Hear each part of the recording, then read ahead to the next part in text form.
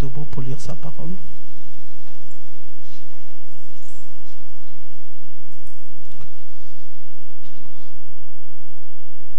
Enoch, âgé de 65 ans, engendra Methuselah. Nous sommes dans Genèse au chapitre 5, le verset 21 au verset 24.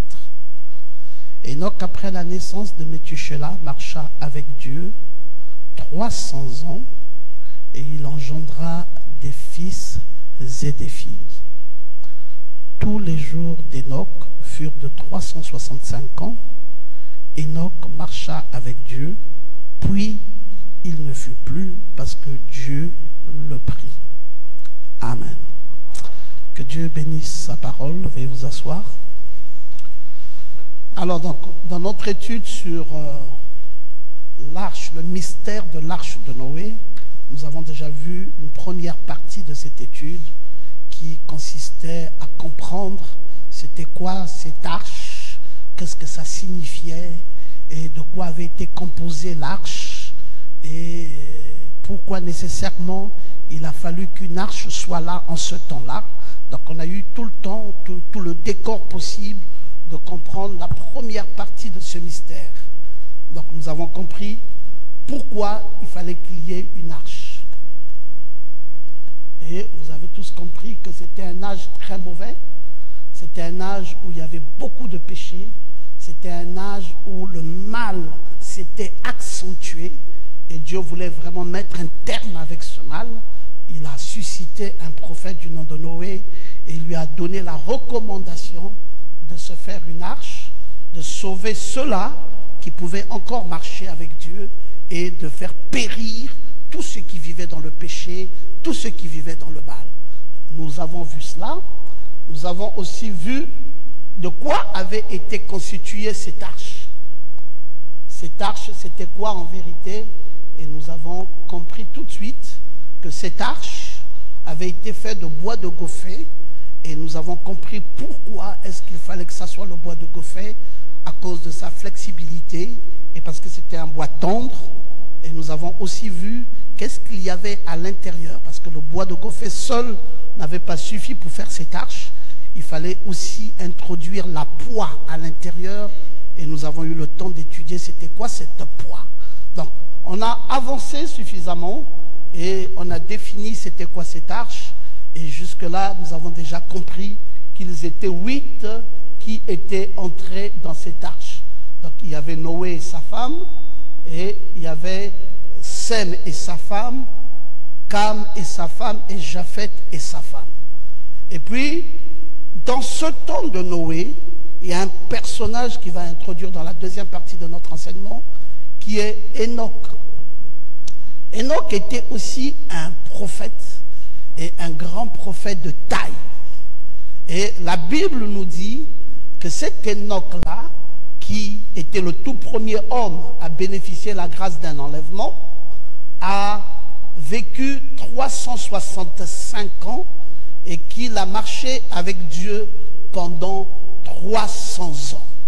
Alors, c'est ce que tout le monde connaît et c'est ce que nous connaissons quand nous avons lu la Bible. Malheureusement ou heureusement pour nous, ce n'est pas vraiment ça la totalité de la vérité. C'est que la vérité est autre chose que ce que nous avons lu dans les Écritures d'après le prophète que Dieu a suscité dans ces temps de la fin. Amen. C'est vrai que si nous avons en face de nous un dénominationnel, il aura du mal à croire ce que le prophète aurait dit, surtout quand la Bible s'est déjà suffisamment prononcée sur la question. Mais nous qui croyons le prophète, nous savons que le prophète de ces derniers temps est justement un prophète qui est venu pour révéler toute la Bible. Et ce que nous avons connu de ce prophète, c'est que pour nous autres, cette Bible est toujours restée un livre fermé jusqu'à la descente de l'ange puissant. Est-ce qu'on peut dire Amen? Et que quand l'ange puissant est venu, la première chose que l'ange puissant a faite, c'était d'ouvrir le livre qui était entièrement fermé. Alors, lisons un peu le prophète sur la question. Oh, mais tu l'as pas mis.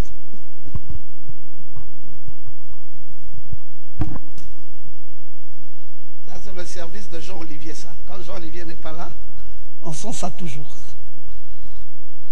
Ok, donc, vous voyez, Frère Branham va nous dire dans les 10 vierges, il dit, oh Dieu, puisse un jour l'Église qui est le type d'Enoch, il marcha 500 ans dans la présence de Dieu. Ah, une déclaration forte. Nous savons, et nous venons de lire ici, que c'est pas ces temps-là que Enoch a marché avec Dieu. Enoch, après la naissance de Methushélah, a marché 300 ans avec Dieu et ensuite, il est parti parce qu'il était né 365 ans avant, 300 ans en plus, 365 ans après Enoch fut enlevé. Frère Branham vient, il fait une autre déclaration. Il dit, il a marché 500 ans dans la présence de Dieu. Il dit, marchons dans la lumière, avec le témoignage selon lequel tout ce que Dieu disait, lui le faisait. Et il ne déplut pas à Dieu ce que le Seigneur disait de faire, Enoch le faisait. Amen. Alors, voici donc la déclaration d'un grand prophète qui apparemment dit le contraire de ce que Moïse avait précédemment annoncé au sujet d'Enoch. On peut croire que Frère Branham l'a déclaré simplement comme cela, mais on va continuer à voir le prophète insister sur ces 500 ans. Alors voilà pourquoi ça va être très étonnant après.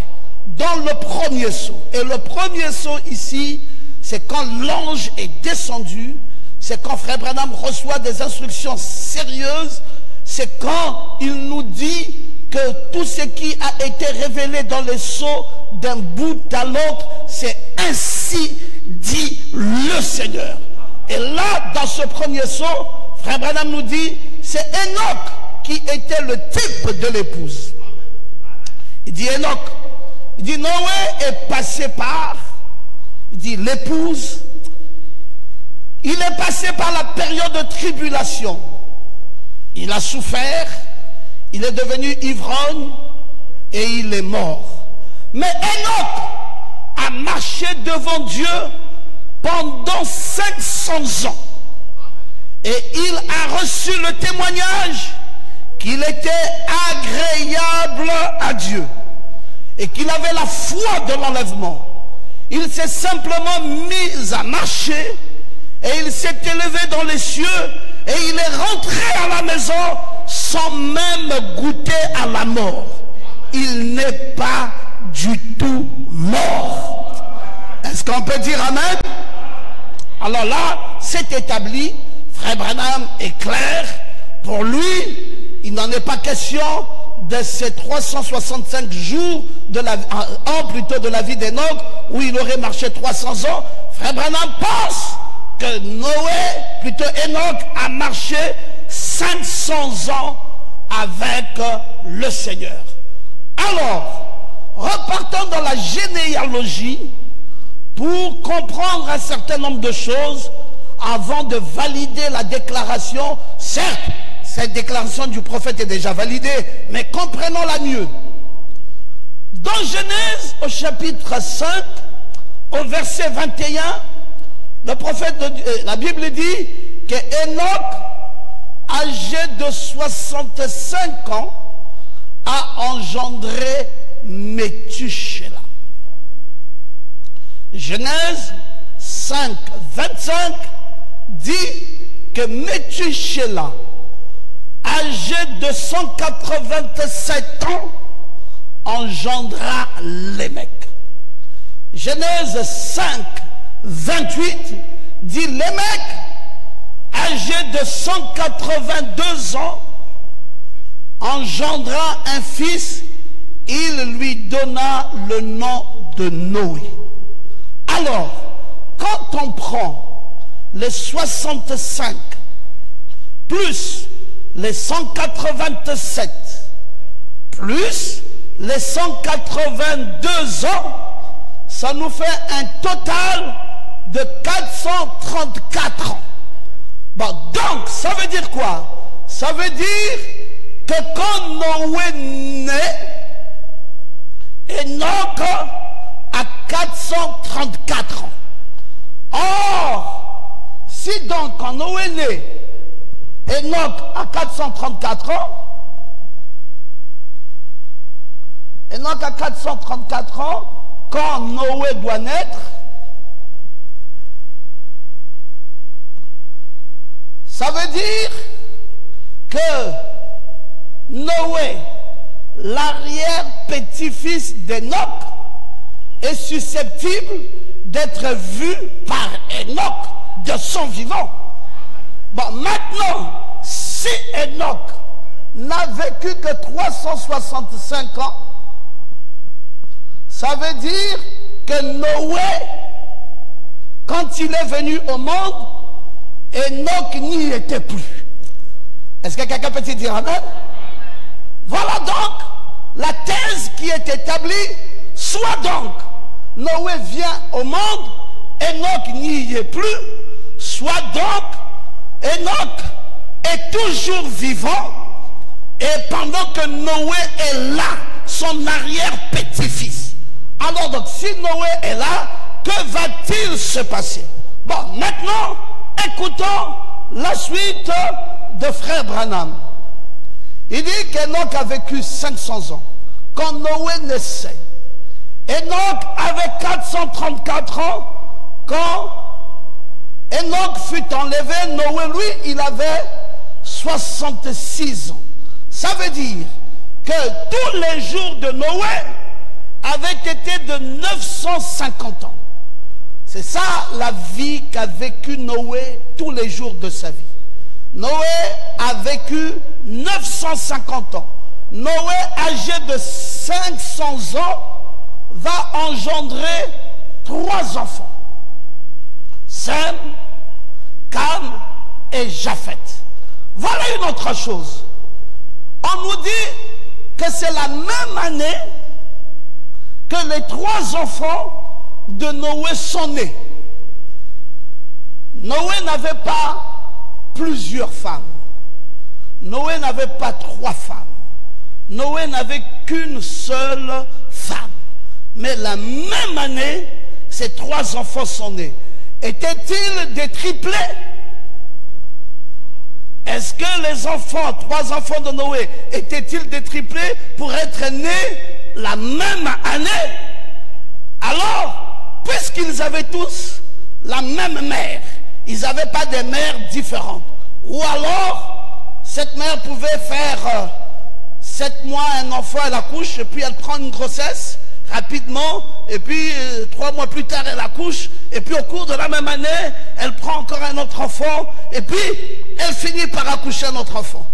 Bon, on n'a pas tous ces détails, mais ce qu'on peut retenir, c'est que ces enfants-là, Sem, Japheth et Cam, étaient susceptibles d'être des triplés au moment où ils sont nés, parce qu'ils sont nés la même année. Amen. Alors, il y avait Adam qui était la première génération, il y avait Seth qui était la deuxième génération, Enoch, Kenan, Malalaïel, Jéred, Enoch, qui était le 7e après Adam. Il y avait Métuchéla le 8e, Lémec le 9e, Noé le 10e. Quand Pierre arrive à son temps, il dit, s'il n'a pas épargné l'ancien monde, mais s'il a sauvé Noé le 8e, ce prédicateur de la justice, lorsqu'il fit venir le déluge sur un monde d'impies, nous ne comprenons pas non plus la classification que Pierre donne sur la personne de Noé. Est-ce que c'est parce qu'ils étaient 8 dans l'arche qu'il a compté Noé le 8e parmi les sauvés, ou est-ce que de façon générationnelle, il a placé Noé en 8e position juste après Enoch, sans tenir compte de Méthusélah et de Lémec? Le prophète de Dieu va commencer à ouvrir les ponts pour chacun d'entre nous. Il dit dans la révélation de Jésus-Christ, nous sommes au paragraphe 388, il dit maintenant, pour que vous ne soyez pas tout embrouillés, souvenez-vous que Jésus a dit, ce qui arriva du temps de Noé, ce qui arriva du temps de Lot, souvenez-vous qu'avant qu'une seule goutte de pluie ne tombe, Noé était dans l'arche. Vous voyez, Noé était dans l'arche. Il fut transporté au travers. Noé était donc un type de juif. Mais Enoch était allé à la maison sans passer par la mort. Quand Noé a vu Enoch partir, il sut qu'il était temps de commencer à s'occuper de cette arche.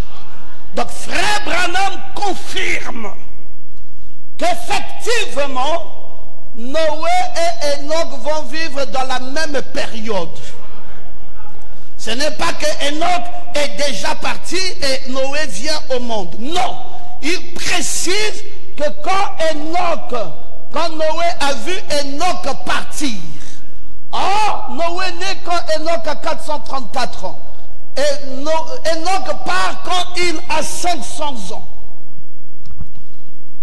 Donc, il faut soustraire 500 moins 434 ans pour comprendre quel âge Noé avait quand il a vu Enoch partir.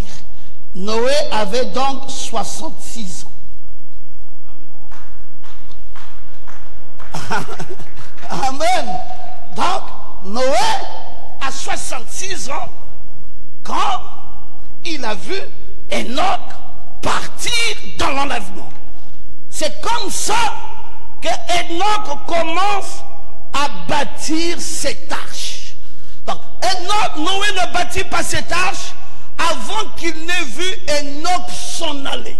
Frère Branham dit qu'ils étaient ensemble, ils ont vécu dans la même période de temps, et puis l'un était en train de prophétiser. Qui prophétisait?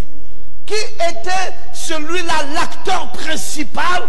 Parce que si Noé était là dans la même période que Enoch, ça veut dire que nous aurons deux prophètes au même moment.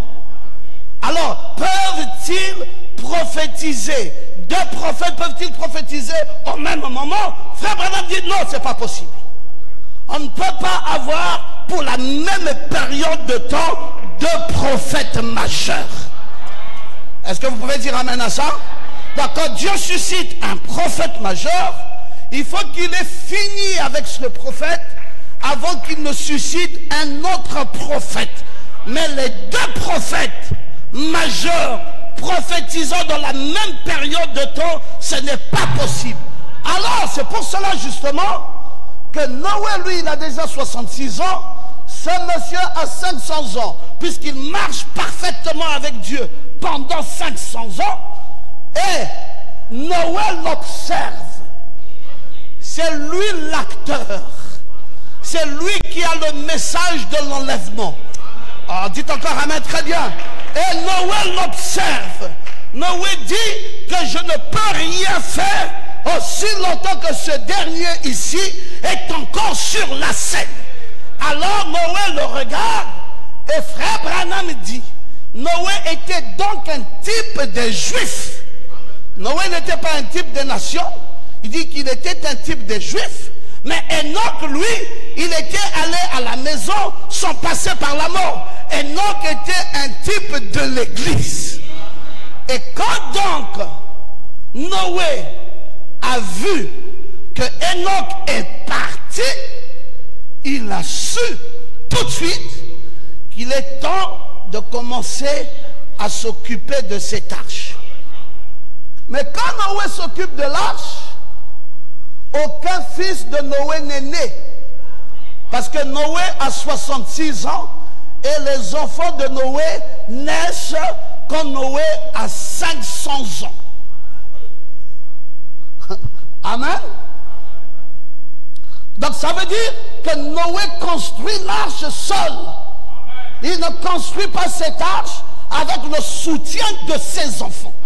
Il commence à construire cette arche seul.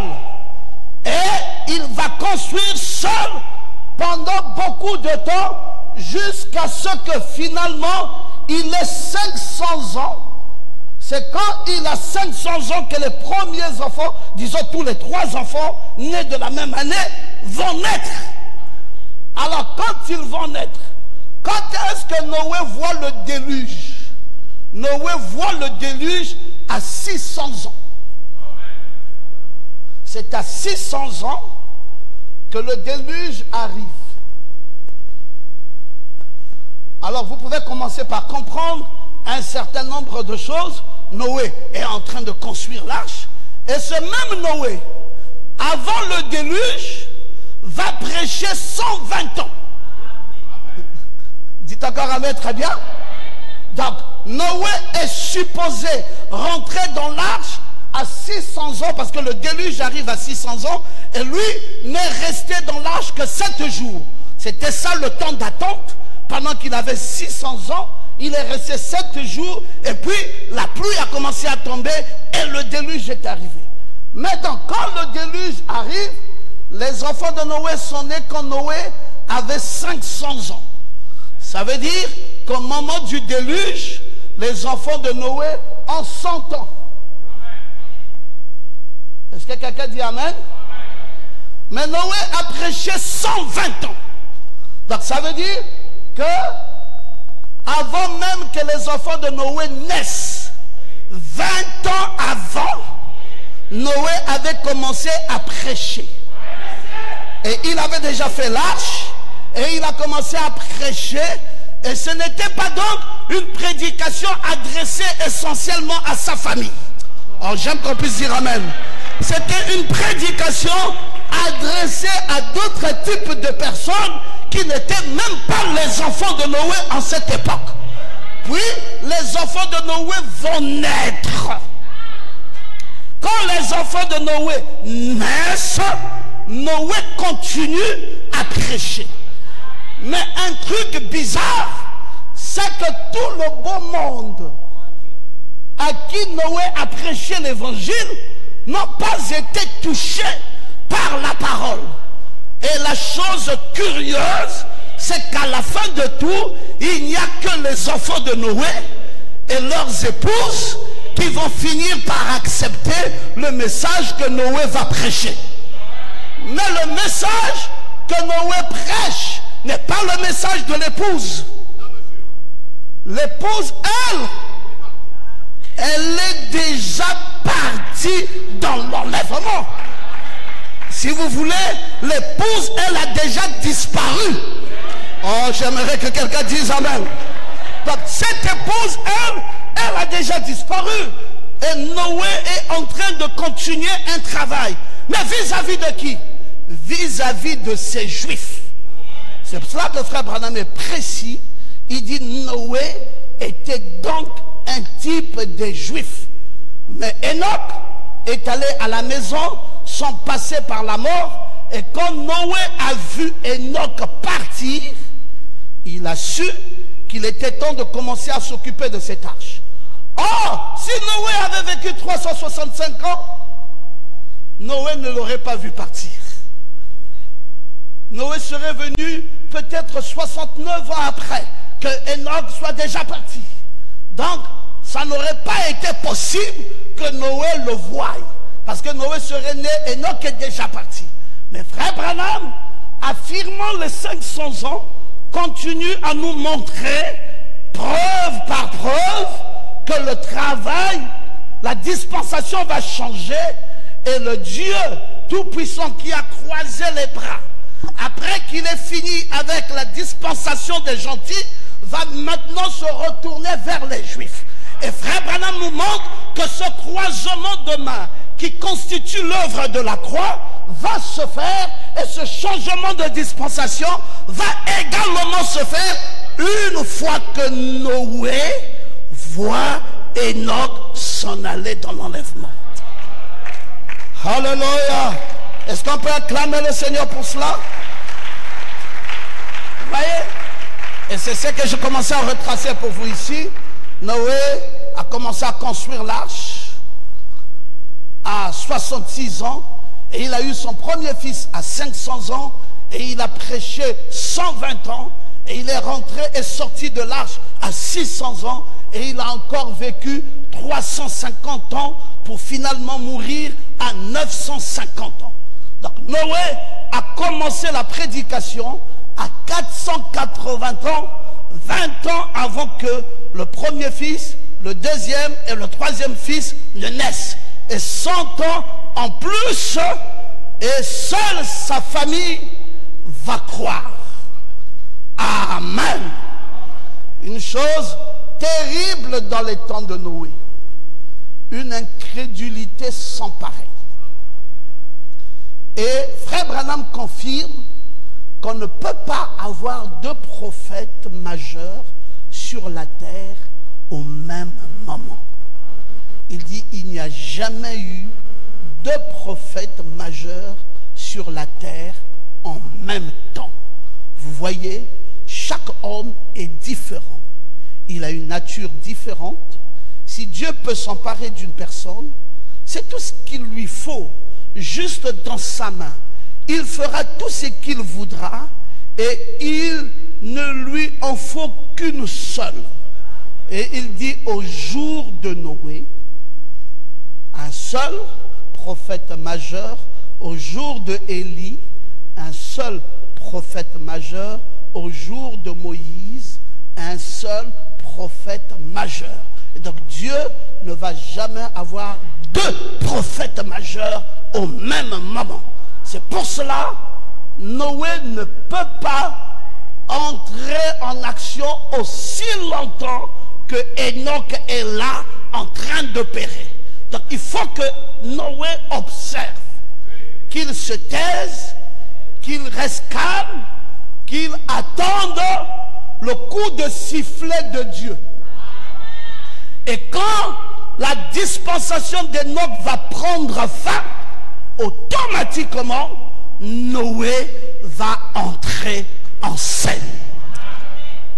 Nous bénissons Dieu, mes amis, pour le grand prophète que nous avons reçu. Si nous n'avions pas de prophète, nous serions toujours là, en train de lire cette écriture et en train de l'interpréter comme nous voulons, disant que oui, Enoch a marché 300 ans avec Dieu et il a vécu 365 ans, puis il s'en alla. On n'aurait jamais compris que ce n'était pas comme ça dans la vérité et que Moïse avait manqué quelques détails que Dieu va révéler essentiellement à son serviteur, notre prophète. Nous sommes heureux d'avoir reçu frère Branham. Et il dit, Dieu traite toujours avec un seul individu. Deux hommes auront deux façons de penser. Il n'y a jamais eu deux prophètes sur la terre qui ont prophétisé en même temps. Il dit, remontez dans le temps et vérifiez s'il y en a eu. Non, non, ça ferait trop de confusion. Ce qu'il lui faut, c'est un seul homme qui s'abandonne totalement à lui et il utilise cette personne-là et il cherche cette personne-là. C'est pour cela, dans le temps où Dieu a suscité frère Branham, nous ne croyons pas qu'il y avait encore un prophète majeur quelque part. Est-ce que quelqu'un peut te dire amen? Qui aura aussi été suscité par Dieu pour que les deux, et frère Branham et ce prophète-là, puissent prophétiser au même moment. Ce n'est pas possible. Frère Branham a été le seul prophète majeur de notre âge. Et même quand Frère Branham a fini la mission, comme je vous le disais la fois passée, le temps de Frère Branham n'est pas non plus fini en ce moment-là. Parce que sinon, Noé n'aurait pas vécu 950 ans. Parce que si sa mission était simplement celle de l'arche, comme nous le savons tous, sauver les gens par l'arche, il avait déjà fini cette mission quand il n'avait que 600 ans. Les gens avaient déjà été sauvés par l'arche. Mais Dieu lui a donné encore 350 ans pour montrer que même une mission finie, son temps est prolongé et sa dispensation également. Et donc nous sommes encore dans ces temps-ci, dans les temps de William Branham. Oui, des gens vont se lever comme des Kakou Philippe, vont nous dire qu'ils sont aussi les prophètes de la nouvelle génération. Nous ne sommes pas prêts à croire à ça. Hein, quelqu'un va venir, va nous présenter un autre prophète. Nous ne sommes pas prêts à croire à ça. Nous croyons que même quand Frère Branham est déjà parti dans la gloire, le message qu'il a prêché est encore d'actualité. Oui, c'est encore le temps de ce message. C'est encore le temps de ce prophète. Et ce temps n'est pas fini. C'est le seul et unique grand prophète que Dieu a utilisé en notre temps. Maintenant, nous autres, qui sommes-nous? Nous sommes les auxiliaires de ce grand prophète. Nous sommes les prophètes, certes, parce qu'un prédicateur dans le Nouveau Testament est un prophète, mais nous ne sommes pas des prophètes majeurs. Un seul prophète majeur a été utilisé en notre temps, c'est William Branham. Donc si on nous soulève quelqu'un d'autre, on nous dit, voici par exemple Don Parnell, c'est aussi un prophète de la nouvelle génération. Nous, on n'est pas prêt à croire à ça. Libre à ceux qui croient à ça, mais nous ici, nous croyons que jusqu'à ce soir, nous sommes dans les temps de William Branham. Et que c'est dans sa dispensation que nous sommes. Et que c'est lui le prophète majeur. Dans la demeure future, Frère Branham dit, encore là, Noé était un type du reste qui passe à travers. Pas du groupe de ceux qui sont enlevés. Il dit le groupe des enlevés, c'est Enoch, un seul homme qui est parti dans l'enlèvement avant l'arrivée du déluge, pour montrer que l'Église ne passe pas par la tribulation, ni rien autour de cela. Enoch a été enlevé, un seul homme. Oh, l'Église peut bien être un certain nombre, mais l'épouse sera un très petit groupe qui formera l'épouse. Maintenant, l'Église peut bien être un grand nombre, mais l'épouse, vous voyez, il dit comparer 8 à 1. L'épouse sera 8 fois moins que l'Église. Dites un peu Amen. Il dit, vous voyez, ces temps d'Enoch et les temps de Noé, il dit, Enoch part, c'est un seul, et ceux qui passent par les eaux et qui sont sauvés sont 8. Il dit, maintenant, ramenez ça en comparaison dans ces temps-ci. Il dit, l'épouse est 8 fois moins nombreuse que l'Église. Ça veut dire que la dénomination même, telle que vous la voyez là, sera toujours en plus grand nombre, mais resserré et étroit, est la voie qui est donnée aux prédestinés que vous êtes. Ne vous étonnez pas. de ce que ces gens-là ne peuvent pas croire le message. Et vous allez vous dire, mais c'est pas possible, et pourtant c'est aussi bien clair. Oui, ça peut être aussi bien clair, mais faire partie des gens qui doivent être enlevés est une sélection dans une sélection. On a sélectionné les sauvés, mais en plus de cela, il y a une autre sélection à l'intérieur pour prendre l'épouse. La qualité première, celle-là qui a le mérite d'aller dans cet enlèvement. Alors, écoutons toujours Frère Branham. Il dit entendre, reconnaître et agir. Il n'est pas étonnant.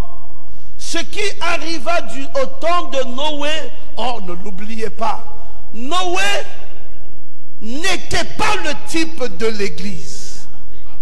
C'était Enoch le type. Il ne passa pas par la tribulation, mais il fut enlevé avant que la tribulation commence. Enoch était rentré à la maison. Il n'est pas passé par la tribulation. C'est Noé qui y est passé. Amen. Parce qu'il y avait un jugement. Quand cette arche-là était en train de flotter sur les eaux du déluge, c'est que ça passait par un jugement. C'est ce que dit Frère Branham. Et c'était ça, et ce jugement-là, c'était la tribulation.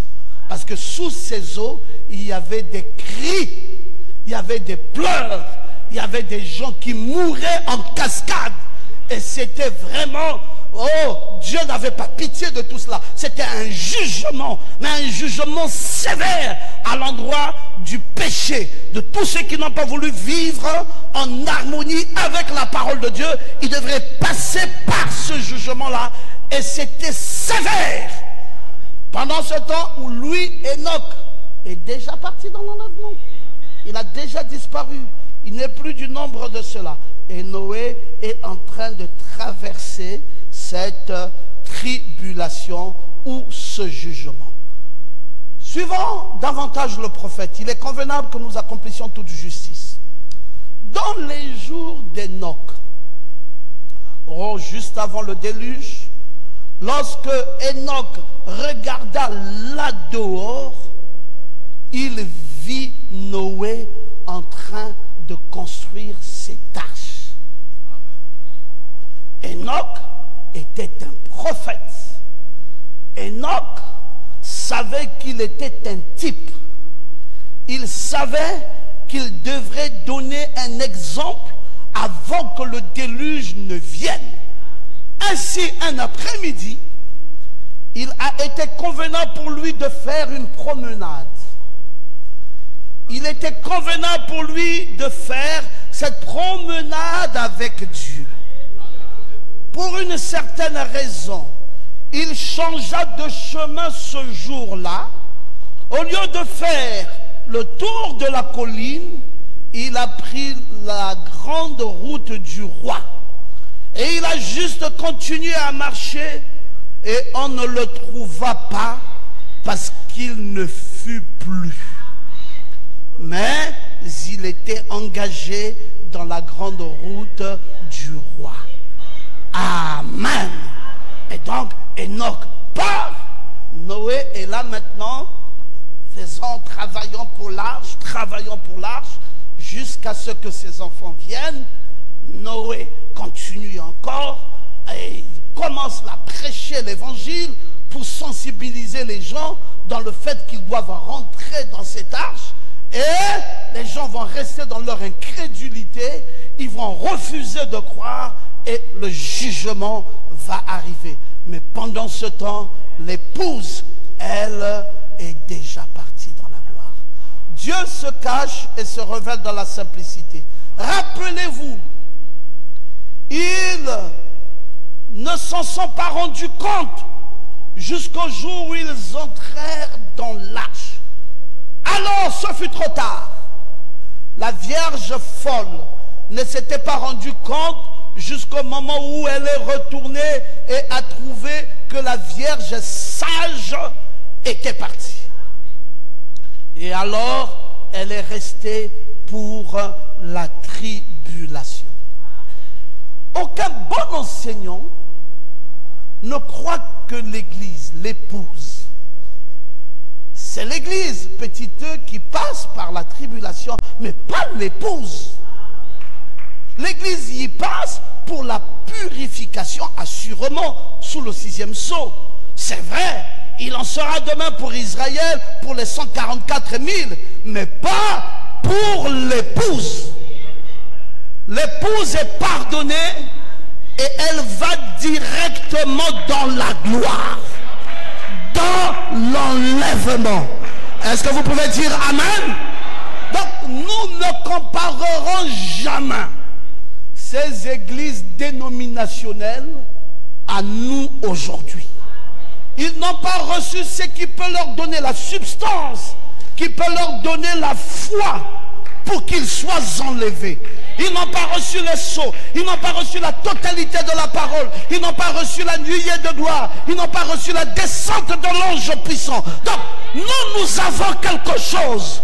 C'est l'air au-dedans de nos âmes qui nous pousse à croire qu'un de ces jours, on nous cherchera et nous ne serons plus comptés de ce nombre. Nous avons cette substance qui nous amène à croire que nous allons disparaître. Un de ces matins, on ne nous verra plus dans ce monde. Mais c'est une fine partie que le reste du monde ne s'en rendra même pas compte. Vous savez comment la Vierge folle présente l'enlèvement? Parfois je vois même dans les réseaux sociaux, quelqu'un dit, ah mes frères, préparez-vous, attention, j'ai vu, il y avait un enlèvement, et puis j'ai vu les bateaux se cognaient, j'ai vu les voitures se cognaient, parce que quelqu'un était dans la voiture, il a disparu, et un autre, et un autre, et un autre, et tout se cognait, les routes se barraient, et j'ai vu les avions qui tombaient, j'ai vu les bateaux. Je dis, oh mon Dieu, quelle confusion. Qu'il leur a dit que ça sera une affaire généralisée, connue du monde, et que les gens seront informés, et que ça va faire un remue-ménage. C'est une infime partie qui disparaît. C'est même pas scandaleux. Admettons que nous soyons ceux que nous sommes ici, et vous êtes 8, un simple sur 8 est parti. C'est rien du tout. Quand nous partirons dans l'enlèvement, ça ne sera pas un scandale mondial. Ils vont continuer à aller à l'église. Ils vont continuer à vaquer dans leurs occupations normalement. Ils ne s'en douteront de rien. Ils ne sauront même pas qu'il y a quelque chose qui s'est produit. Ils ne le sauront pas. Mais l'église, elle, sera déjà partie. Elle ne sera plus de ce monde parce qu'elle ne va pas passer par la tribulation. Elle sera partie. Et les 144 000, la Vierge folle, les Juifs et tout cela, ce sont eux qui passeront par la tribulation ou par le jugement. Maintenant, si vous voulez un type de cela, écoutez. Du temps de Noé, Jésus a dit, oh, Jésus y a fait allusion. Or, du temps de Noé, ils sont entrés dans l'arche, mais ils ont été transportés au-dessus. Pendant le temps du jugement, cela, ce n'était pas là le type de l'épouse de Christ. C'est Enoch qui était le type de l'épouse. Enoch, oui, mais Noé, lui, l'épouse, oui, mais Noé, il est passé par la période de la tribulation. Donc, nous savons maintenant que Métusélah était âgé de 187 ans quand il avait engendré les mecs. Et nous savons aussi que tous les jours de Métusélah avaient été de 969 ans. Et nous avons défini pourquoi est-ce que c'était celui qui venait juste après Enoch qui a vécu le plus longtemps possible. Mais nous avons toutes les explications par la pyramide, parce que l'enlèvement a lieu dans l'âge de la Odyssée, et après nous rentrons dans l'âge de l'éternité, qui est la pierre de fête. Et c'est pour cela que Métusélah doit vivre le plus longtemps possible que tous les êtres humains sur la terre, parce que dans la typologie, c'est le type même de l'éternité. Et voilà donc, et puis Noé est venu au monde, nous savons que c'était celui qui devrait consoler le monde de ses fatigues et du travail pénible de ses mains, et c'était ça que révélait son nom. Et Noé a bien vécu 950 ans, puis il mourut. Nous connaissons cette généalogie. Et nous savons aussi, pour ceux qui prennent des notes, que Noé a prêché 120 ans pour que les gens entrent dans l'arche. Mes amis, c'était un prédicateur téméraire. Il n'a pas prêché comme nous, 10 ans, 20 ans, 30 ans, 40 ans, et puis on est fatigué, on est épuisé, on sait qu'on a prêché longtemps, et puis c'est fini. Mais il a prêché 120 ans. Donc ce monsieur est resté là, insistant, disant à ces gens, un jugement va arriver. Ne vous en faites pas, un jugement arrivera et vous ferez mieux d'entrer dans l'arche. Mais ils ont refusé d'y entrer. Il n'y avait rien qui restait pour ces gens-là, sinon que le jugement. Et frère Branham dit, une expiation avait été faite avant la première destruction du monde antédiluvien. Dieu avait un prédicateur de la justice. Il dit, ce prédicateur de la justice était bien Noé, celui qui a prêché 120 ans. Une génération où le temps alloué à l'homme sur terre était de 120 ans. Et donc vous voyez, et lui, il a prêché 120 ans. Période que Noé prit pour construire. Là, c'est ce qu'il était considéré comme une génération en ce temps-là. 120 ans était le temps alloué à l'homme. Et il a prêché, il a demandé que cette génération entre. Enoch, lui, il est monté avant qu'une seule goutte de pluie n'ait tombé sur cette terre. Donc, il n'a pas vu ce jugement. Il n'a même pas frôlé le jugement. Il est parti dans la gloire. Et après, le jugement a commencé à s'abattre sur la terre. Et frère Branham dit, il était déjà parti. Et la tribulation est survenue. Il dit, Lot est sorti de Sodome avant que la tribulation aussi ne survienne. Vous voyez, et l'Église sera partie bien avant la période de la tribulation. Et frère Branham est toujours en train de nous enseigner. Il dit, suivez la lignée des enfants de Cam. Regardez les enfants de Caïn. Ils descendent tous de cette lignée jusqu'à l'époque de la destruction du monde antédiluvien. Ils étaient des gens habiles, ils étaient des gens brillants, ils étaient des gens intelligents, c'était des hommes de science, ils travaillaient le fer et autres. Les enfants de Seth étaient d'humbles paysans qui ont engendré un Enoch et un Noé, mais les autres étaient des scientifiques, étaient des hommes instruits, des hommes habiles et même des hommes perspicaces. Jésus n'a-t-il pas dit que les enfants des ténèbres sont les plus intelligents, plus que les enfants de la lumière? Il a comparé son peuple à des agneaux. Pas de complexe. Quand vous vivez, vous fonctionnez dans ce monde, vous allez trouver des gens beaucoup plus intelligents que vous. Ne soyez pas complexés vis-à-vis d'eux. Ne vous dites pas, oh mais dis donc, ils sont tellement intelligents, ils connaissent tellement de choses, ils sont scientifiques, ils ont appris beaucoup de choses.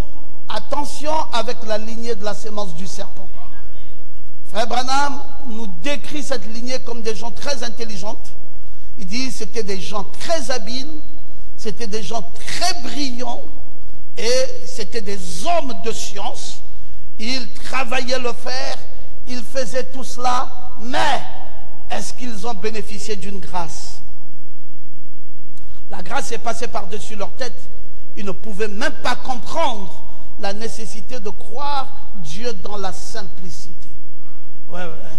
Et aujourd'hui, c'est la même chose. Regardez frère Branham, un homme qui n'a pas fait des grandes sciences, un homme qui n'est même pas allé dans l'université, un homme qui avait un niveau primérien. C'était juste un simple homme. Il n'y avait rien de remarquable en lui. Mais cependant, Dieu a fait de lui son prophète. Dieu l'a utilisé, Dieu l'a élevé et Dieu lui a donné un don au-dessus de tout ce que les hommes pouvaient avoir. Un très grand don, au point que Dieu ait pensé que depuis les temps d'Enoch jusqu'à nos jours, pas un plus grand prophète que lui. Mais un homme, un paysan, frère Branham, un paysan, un homme qu'on dirait aujourd'hui un homme dévalué, un homme qu'on ne donnerait pas beaucoup d'importance, un homme qui ne saura pas répondre favorablement aux mathématiques, il ne saura pas comprendre un certain nombre de choses. Et même quand il parlait son anglais, c'était un anglais décousu. Les intellectuels avaient du mal à écouter, à comprendre ce que frère Branham voulait dire. C'était de l'anglais du village. Mais Dieu a utilisé ça pour préparer une épouse. Ne soyez pas complexés, les amis. Vivez une vie simple. Vous savez, la vie du Seigneur, c'est aussi la vie de la simplicité. Oui, oui. Soyons le plus simple possible. Acceptons d'être quelquefois un peu diminué. Acceptons quelquefois d'être un peu plus bas. Parce que c'est cela la vie du Seigneur. Et cette descendance-là, qui est la descendance de l'épouse, c'est des agneaux, c'est des bergers, c'est des gens qui vivent avec des moutons, c'est des gens qui n'ont pas trop de distinction, mais qui ont la révélation. Et c'est la révélation qui fait toute la différence. Ce ne sont pas les distinctions honorifiques, les diplômes ou tout ce que les hommes peuvent avoir, amasser, emmagasiner. C'est pas ça, les amis. C'est beaucoup plus la grâce de Dieu dans une vie. Si Dieu vous a aimé, Dieu vous fera cette grâce. Et même si vous n'êtes pas issu d'une famille où les gens sont des savants, où les gens sont des intelligences, ben écoutez, à quoi ça va servir s'ils peuvent avoir toutes ces intelligences et finir leur vie en enfer? À quoi ça servira pour des gens d'être si distingués si à la fin, la chose essentielle qui est supposée reposer dans leurs âmes n'y est pas? Comme on dirait, à quoi servira-t-il à un homme de gagner tout ce monde si à la fin, il doit perdre son âme? Donc voilà la différence qu'il y avait. Et frère Branham dit que Noé donc était un type des Juifs. Il dit Enoch, lui, il est allé à la maison sans passer par la mort. Noé a vu Enoch partir. Il a su qu'il était temps de commencer à s'occuper de cette arche. C'est vrai. Et quand Enoch est parti à la maison, c'était le signe pour Noé. Et dès que l'église des nations est enlevée, il se fait alors connaître à Israël. C'est en ce moment-là que Dieu tourne maintenant ses regards vers Israël. Vous savez que frère Branham, il nous dit ici dans les 10 vierges, il dit « J'allais en Inde et je me disais donc que bien sur mon chemin de retour, je ferai un petit crochet par là et j'apporterai le message aux Juifs. » Frère Branham, Dieu l'utilise pour les nations, pour l'enlèvement, pour le message comme Enoch, mais en même temps, il a le même souci de penser qu'il va chevaucher entre plusieurs dispensations. il va avoir un message qui va donner la foi de l'enlèvement, mais en même temps, il va aussi travailler ceux-là qui vont passer par-dessus la tribulation. Et maintenant, il est en voyage, il dit, je vais faire un crochet et je vais maintenant apporter mon message aux Juifs. Je les ferai sortir de là et je leur dirai, voilà la vérité. Les Juifs croient toujours leurs prophètes, nous le savons tous, parce que Dieu leur avait dit que le Messie serait un prophète. Ils croient les prophètes. Et frère Branham dit, ça sera beaucoup facile pour moi d'aller chez les Juifs et leur dire, mais pourquoi vous avez crucifié Jésus? Vous avez eu tort que de le crucifier, mais voici ce Jésus que vous avez crucifié est venu dans une autre forme et vous parle. Croyez ce message et vous serez sauvés. Pendant que frère Branham pensait faire comme cela, Dieu lui dit, ne va pas en Israël maintenant. L'heure n'est pas encore venue. Alors je suis simplement rentré pour changer mon billet. Puis j'ai continué ma route. Je suis parti dans l'autre direction, voyez-vous, car l'heure n'était pas encore venue. Mais un de ces jours, le message ira en Israël. Et ce qui commencera pour, Dieu leur enverra Moïse et Élie. Selon Apocalypse 11, ils accompliront des miracles, des prodiges, le signe de Jéhovah, en même temps que la dispensation des gentils se termine. La grâce, le jour de la grâce, quittera l'église des gentils. L'âge de Pentecôte sera fini. Les dénominations continueront parce qu'elles viennent jusqu'ici avec les vierges endormies. Nous y arriverons dans un moment. L'église, elle est partie. Mais les Juifs vont aussi avoir leur temps de visitation. Alors, le prophète Branham a cru qu'il fera les deux à la fois. Dieu lui a dit, ne confonds pas les dispensations. Ne confonds pas ce qui se fait avec la Vierge folle avec ce qui se fait avec l'épouse. Ne confonds pas ce qui se fera avec les Juifs et avec ce qui se fait avec l'épouse. Toi, je t'ai donné un message pour préparer les gens à l'enlèvement. Voilà ton message. Voilà à quoi sert ton message. C'est pour que les gens puissent avoir la foi de l'enlèvement et qu'un de ces jours, ils ne soient plus comptés du nombre des vivants, qu'ils soient partis. Mais les Juifs, eux, doivent traverser la tribulation. Ils doivent passer par le jugement. Et Dieu leur enverra Moïse et Élie. Parce qu'eux croient aux prophètes. Les Juifs n'ont jamais eu du mal à croire aux prophètes. Ce sont les gens des nations aujourd'hui, quand vous leur dites, Dieu nous a envoyé un prophète en ce temps-ci, ils vous disent quoi? Quel prophète? Pour faire quoi avec? Ils disent, mais Dieu nous a envoyé un prophète pour nous préparer. Ils vous disent, non, non, non, non. Un prophète c'est quoi? Jésus est venu, il nous a sauvés, il nous a donné la vie, c'est fini. Vous leur dites, mais non, Jésus est venu certes, mais il a envoyé un prophète qui prépare sa voie. Avant qu'il n'entre, c'est ce prophète qui vient déblayer. C'est le précurseur même de sa venue. Ah non, non, non, non, non, non. On n'a pas besoin de prophète en ce temps-ci. Les temps des prophètes sont finis depuis Jean-Baptiste. Et ils vont vous dire qu'aujourd'hui, pas besoin de prophète. Et ils ne croient pas aux prophètes. Mais un juif, si tu viens avec un évangile, tu présentes à un juif l'évangile. Papa Nathan, fatigué? Tu présentes à un juif l'évangile. La première chose que le juif fait, c'est d'abord savoir ça sort de qui.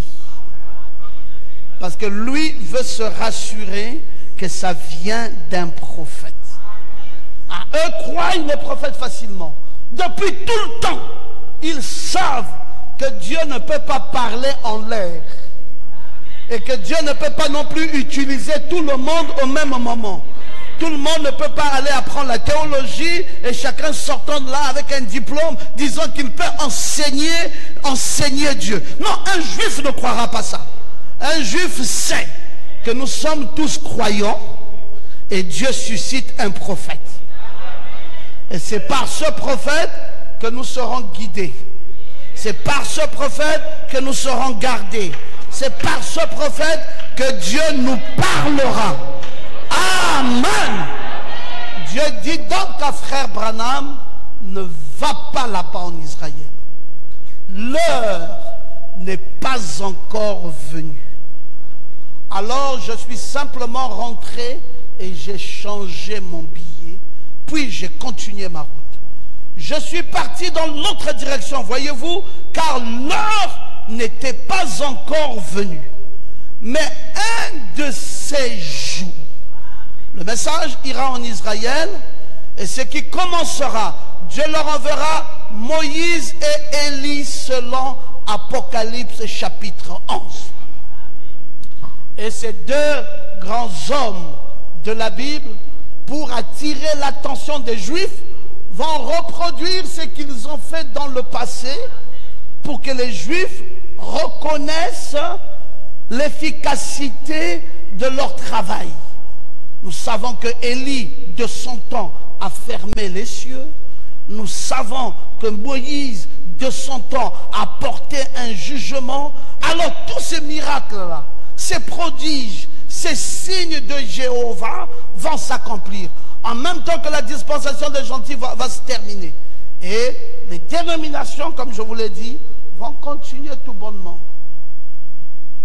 Eux, ils sont là, ils savent que bon, l'église va continuer, va continuer, va continuer.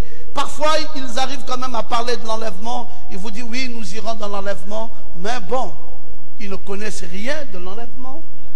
Ils parlent d'un enlèvement dont ils ne savent pas qu'il faut un message qui prépare cet enlèvement. Et ils vont vous parler d'un enlèvement comme cela. Noé était résolu à prêcher 120 ans. Et il était là, il faisait ce travail. Et Noé était en train de prêcher sans cesse. Oh! Amen. Bon, je crois aussi que c'est bon qu'on s'arrête là. Que le Seigneur vous bénisse. Mettez-vous debout.